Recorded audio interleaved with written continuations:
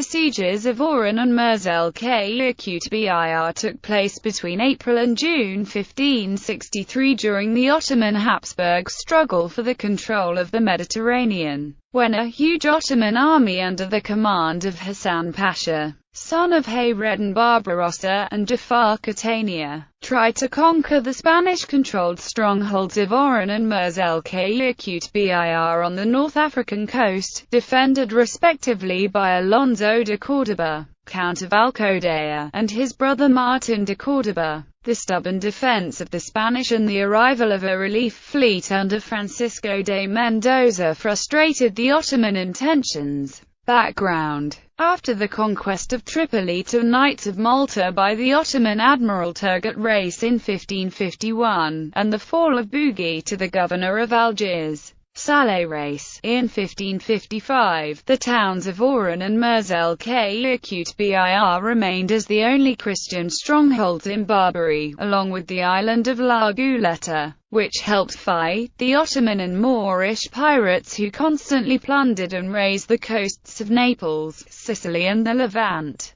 An Ottoman fleet composed of 50 galleys under the command of the renegade Hassan Corso besieged both cities in the Siege of Oran in 1556. But the Sultan Suleiman ordered lift the siege to withdraw the galleys to serve in the eastern Mediterranean. So both Mers el-Kebir and Oran remained in Spanish hands despite the poor state of their defences. In 1562, Hassan Pasha, son of Hayreddin Barbarossa and Ottoman governor of Algiers, purposed to conquer both towns to incorporate them into their territories of Algiers. King Philip II, who was aware of Hassan's intentions, ordered assemble a fleet in Barcelona which would transport 4,000 soldiers to reinforce the small garrisons of Oran and Mers el-Kebir. These forces, however, never reached their destination due to a storm that destroyed the fleet on October 19 off the city of Malaga. 24 of the 27 galleys sank, and a large number of sailors and soldiers, including Don Juan de Mendoza, captain-general of the galleys of Spain, perished. Hassan Pasha, instructed by the Sultan Suleiman, assembled soon an army of 100,000 men among Turks, Algerines and a large number of Janissaries.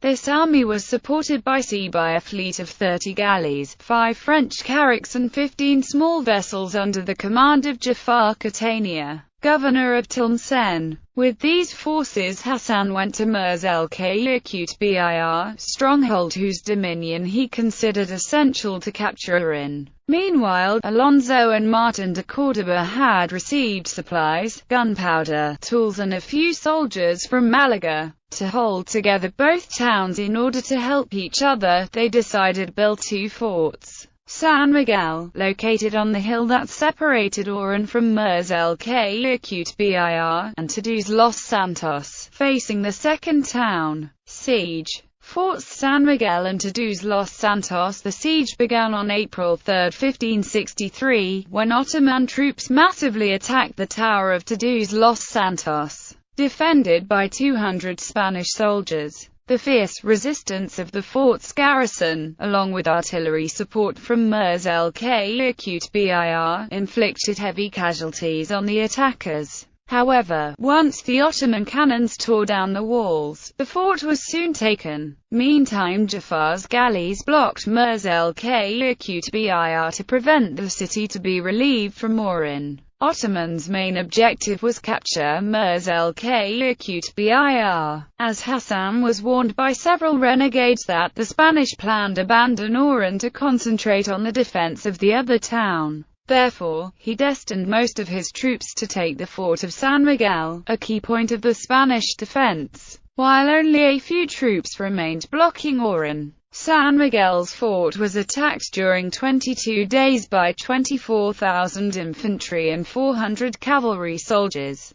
His few defenders rejected Hassan's offer of surrender and successfully repelled 6 assaults which left the moat full of dead Janissaries. Among the Ottoman casualties was the governor of Constantine, whose body could be recovered by his men with the permission of Martin de Cordoba. However, despite the stubbornness of the defense, the reinforcements sent from Mers el-Kébir were not enough to continue fighting, and on May 8, under cover of darkness, the Spanish survivors retreated to the town. Siege of Mers el-Kébir. Once occupied the fort, the Ottoman troops surrounded the city, digging trenches around and placing artillery to break down the walls. On a nearby hill were also installed several culverins to bombard the inner town. Martin de Cordoba, who had less than 500 men available to defend the city, prepared for the assault. This one took place on the 20th of May. Hassan sent ahead to 12,000 Arabs to break the resistance of the Spanish arquebusiers and facilitate the assault to two columns of regular troops, which would attack secondly.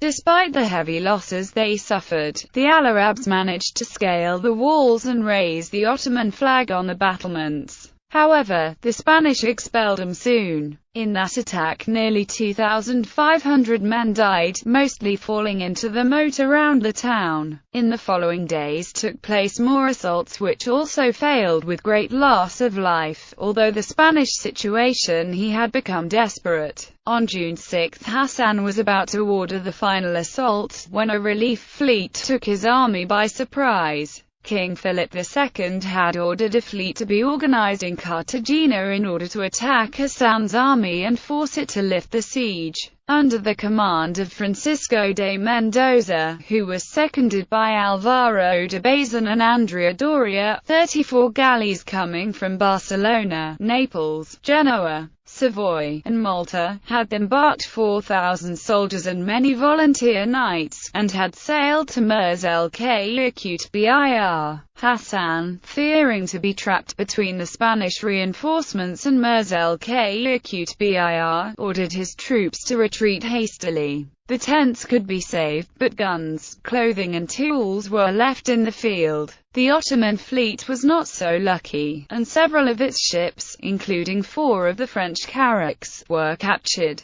Aftermath. After disembarking reinforcements and supplies at Oran and Mers el-Kébir, Francisco de Mendoza's fleet returned to Spain. King Philip II, informed about the development of the siege, decided to reward Martin de Cordoba and Francisco Vivero, commanding officer of Fort San Miguel, for keeping these two crucial strongholds in Spanish hands. In fact, this allowed the capture the following year of Peñón de Vélez de la Gomera, a success which was followed in 1565 by the decisive defense of Malta against the fleet of Turgot Reis. Several years later, in 1574, it was discussed at the Spanish court whether or not to abandon Oran and Mers el-Kébir. King Philip II ordered Vespasian Gonzaga Colonna, Prince of Sabaneta and Duke of Trajecto, to make a comprehensive report about the situation of both towns. Gonzaga advised to abandon Oran but to keep Mers el-Kébir. However, Marshal Juan Muñoz sent to the king a report by Sancho de Leyva advising to keep both strongholds. Philip II finally opted for the advice of Leyva.